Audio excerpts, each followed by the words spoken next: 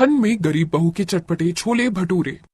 हे भगवान, मैंने पूरी अलमारी देख ली, कहीं भी पैसे मिल नहीं रहे हैं। क्या हुआ बहू, इतना परेशान होकर क्या ढूंढ रही हो? माँ जी, घर में बनाने के लिए राशन का एक दाना नहीं है, समझ नहीं आ रहा कि क्या करूं।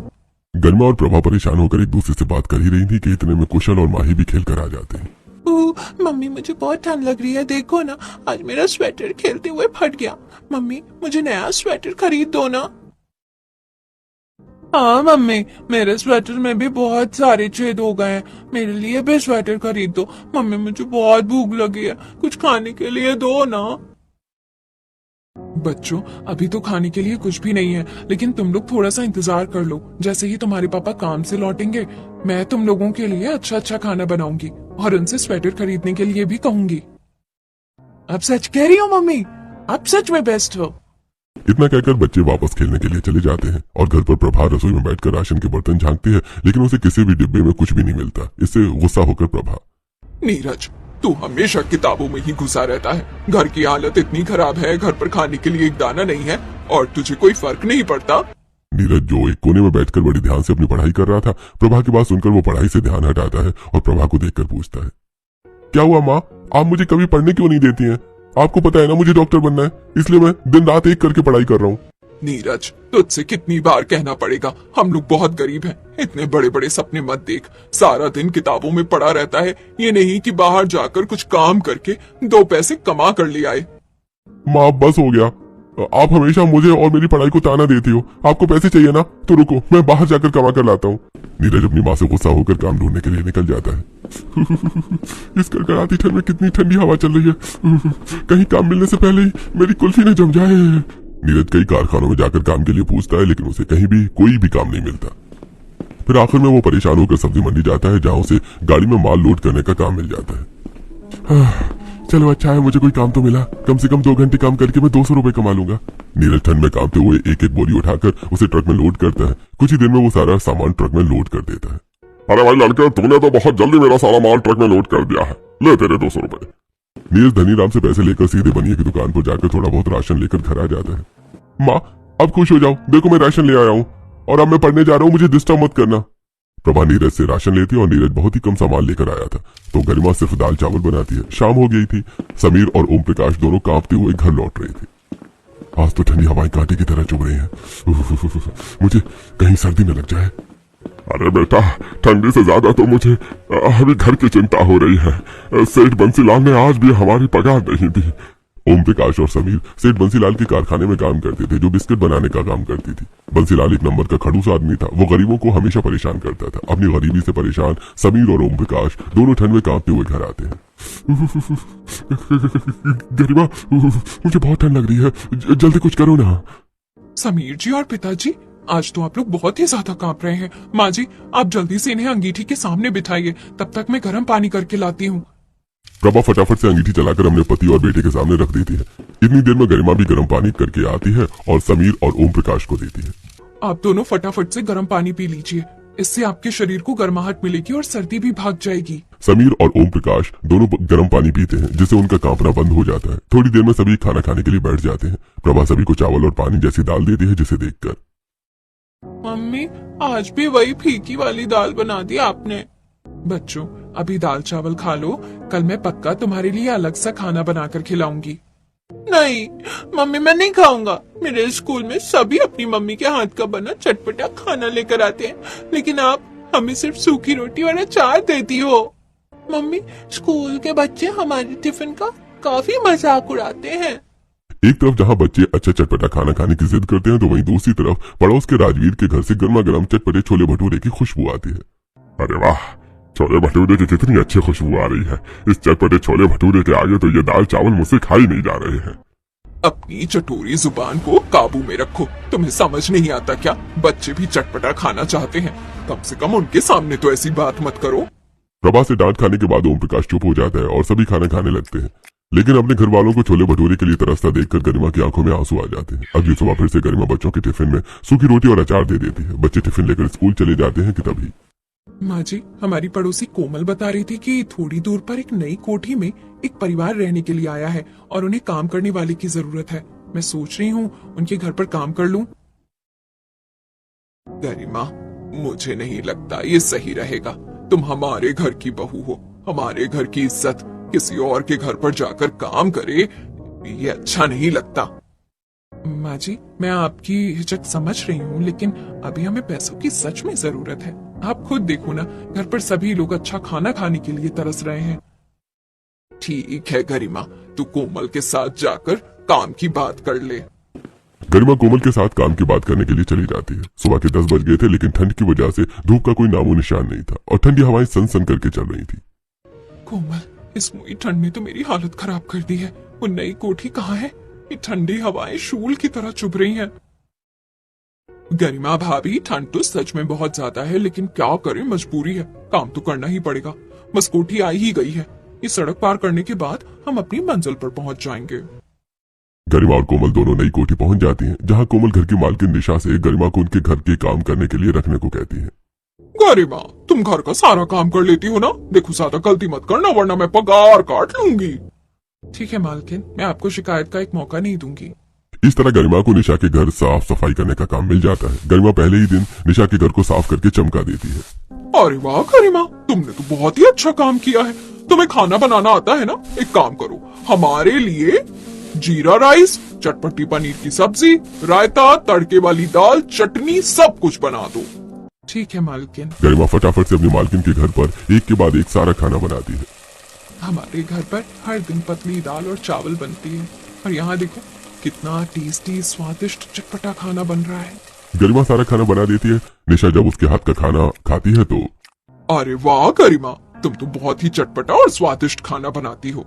अगर तुम ऐसे ही काम करती रहोगी, मैं तुम्हारी तनख्वाह बढ़ा भी दूंगी। गरिमा ने निशा के घर का सारा काम कर लिया था और अब उसके घर जाने का टाइम हो गया था, तो वो घर के लिए निकलती है। रास्ते में आज काफी तेज ठंडी हवाएं चल रही थी, लेकिन उसका ध्यान बाजार में बेच रहे छोले भटूरे वाली की तरफ जाता है। छोले भटूरे की खुशबू से गरिमा पुरानी यादों में खो जाती है। पापा, बड़ी ठंड लग रही है, मुझे और कितनी दूर ठेले को ठेल कर ले जाना पड़ेगा? अरे बेटी, अभी से ही थक गई है? तुम तो कह रही थी कि मेरे साथ बुधवार के बाजार में जाकर छोले भटूरे बेचोगी। मैंने तो तुम्हें मना भी किया था, लेकिन तुमने मेरी बात नहीं मानी। अरे नहीं पापा, मुझे बुध बाजार के दिन आपके साथ छोले भटूरे बेचना है। इस दिन लोगों की भीड़ ज्यादा होती है, मुझे आपकी मदद करवानी पड़ेगी ना? मेरी बिटिया रानी कितनी समझदार है। गरिमा के पिता हरि किशन छोला भटूरा बेचा करते थे। उनके छोले भटूरे सच में बहुत ही टेस्टी होते थे। अपने पिता के काम में मदद करते करते गरिमा ने भी चटपटे छोले भटूरे बनाना सीख लिया था। अरे भाई बहन जी, आपको दिखता नहीं है क्या? सड़क के बीच में क्यों खड़ी हो? गाड़ी के हॉर्न की आवाज से गरिमा अपने ख्यालों से बाहर आती है। इस आदमी के छोले भटूरे की खुशबू से तो मुझे भी छोले भटूरे बनाने का मन कर रहा है। मैं तो इससे भी ज्यादा चटपटे छोले भटूरे बनाती हूँ, पर क्या करूँ, घर में राशन लाने के पैसे नहीं है। छोले भटूरे कैसे बनाऊंगी? गरिमा मन उदास करके रास्ते से घर चली जाती है। गरिमा का चेहरा आज काफी उतरा हुआ था, तो प्रभा उससे पूछती है, क्या बात है गरिमा, आज तुम काफी परेशान लग रही हो। कुछ नहीं माँ जी, सब ठीक है। ओम प्रकाश और समीर भी कारखाने से काम खत्म करके घर आ जाते हैं। बहू, आज जल्दी से खाना दे दो, बड़ी भूख लगी है। गरिमा सभी को पानी जैसी दाल, रोटी और अचार खाने के लिए देती है, जिसे देखकर सबका मुंह बन जाता है। गरिमा, आज भी खाने में वही पतली सी दाल बनाई है। इस खाने में तो कोई स्वाद ही नहीं है। मेरे साथ जो लोग काम करते हैं वो कितना स्वादिष्ट चटपटा खाना लेकर आते हैं। मैं जानती हूँ आप सबको चटपटा खाना खाने का कितना मन है, लेकिन घर में उतना राशन नहीं है, इसलिए जो था मैंने उसी से खाना बना दिया। मैं जानता हूँ, लेकिन क्या करूँ, अच्छा खाना खाने का मन करता है।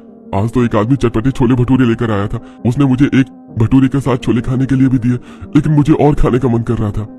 समीर बिल्कुल सही कह रहा है। मैंने भी चटपटे छोले भटूरे तुम्हारी शादी के टाइम पर खाया था। अब तो काफी समय हो गया है। आज यहाँ घर के सामने भी एक छोले भटूरे वाला बेचने आया था, जिसे देखकर मेरा भी जी ललचा गया। गरिमा खुद बहुत ही स्वादिष्ट छोले भटूरे बनाना जानती थी, लेकिन पैसों की कमी की वजह से वो छोले भटूरे नहीं बना पाती है और अपने परिवार वालों को चटपटे छोले भटूरे खाने के लिए बस तड़पते देखते रह जाती है। ऐसे कुछ दिन बीतते हैं और निशा के घर पर। अच्छा हुआ गरिमा तुम आ गई। आजकल बाजार में छोले भटूरे बहुत बिक रहे हैं। मेरे बेटे को छोले भटूरे खाने का मन कर रहा है, तो उसके लिए छोले भटूरे बना दो। मैंने छोले फुला कर रख दिए थे।